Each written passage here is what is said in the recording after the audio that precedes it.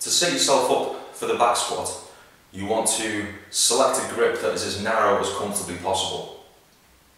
You'll select this grip with the bar set within an adjustable squat rack or squat stands that is roughly just below shoulder height. From here you're going to want to rest the bar onto your upper trapezius muscle, and you can do this by ensuring that you retract your scapula or squeeze your shoulder blades together, and this will basically create a shelf upon your upper trapezius in order for the bar to rest.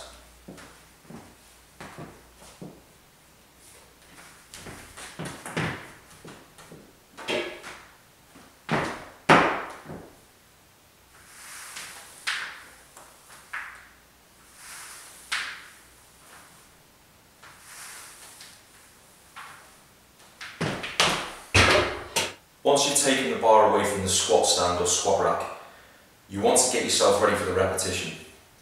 To do this, you want your heels to be set roughly shoulder width apart and have your toes pointing outwards slightly to approximately 11 and 1 o'clock. From this position, you want to pull the bar down aggressively into your shoulders in order to activate your posterior chain. You want to inhale and brace. Make sure that your torso is completely upright and that your weight is distributed through your midfoot.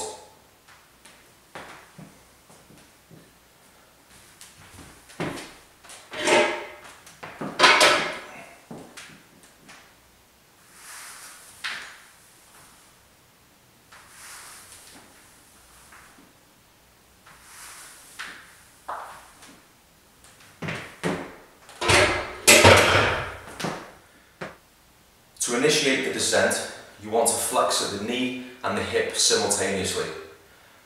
Whilst doing so, you want to make sure that you keep your torso completely upright.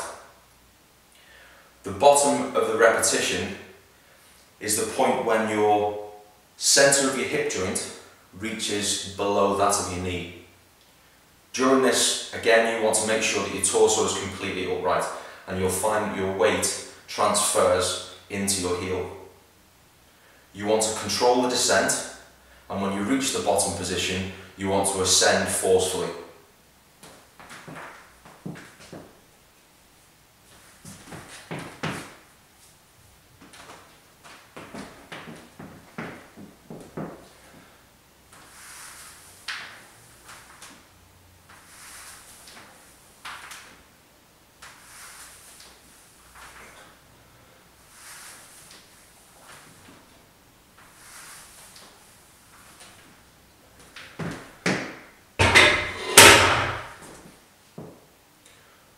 When in the bottom position of your squat, you might find that the very centre of your knee travels forward of your toes.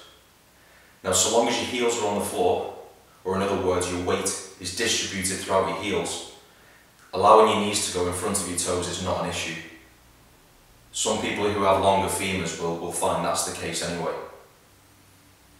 One of the main things that you ensure when you're in the bottom position is that during the transition from the descent to the ascent is that you make sure that you lead the squat with your chest, or in other words, you don't let your chest fall forwards.